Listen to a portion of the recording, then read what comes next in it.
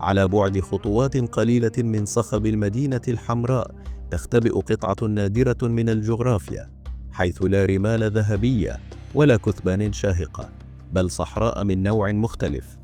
إنها صحراء أكافاي، الساكنة بهدوئها الخارق والمذهلة بانعكاساتها الفضية عند المغيب.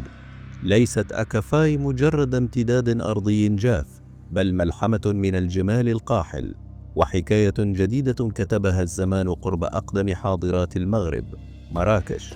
تقع صحراء أكافاي على بعد حوالي 30 كيلومترا جنوب غرب مدينة مراكش، وتتميز بطبيعتها الصخرية الفريدة التي تشبه الكواكب البعيدة، ما يجعلها مختلفة تماما عن رمال الصحراء الكبرى.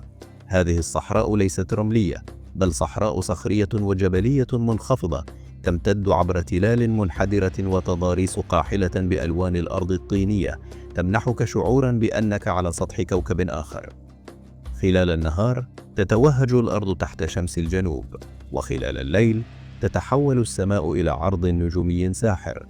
رغم ندرة المصادر التاريخية حول نشأة المنطقة، إلا أن أكافاي ظلت عبر القرون محطة طبيعية للرعاة والقبائل العابرة، وموطنا لحكايات الأمازيغ الرحل، وممرا نحو السفوح الشمالية للأطلس الكبير. اليوم، وبين أطلال الزمن وجغرافيا الصمت، تحولت أكافاي إلى مقصد عالمي لهواة السياحة البيئية الفاخرة والتجارب الأصيلة. في السنوات الأخيرة شهدت أكافاي نهضة سياحية نوعية، حيث أقيمت بها مخيمات فاخرة ومخيمات بيئية تقدم تجربة الصحراء الفاخرة للزوار.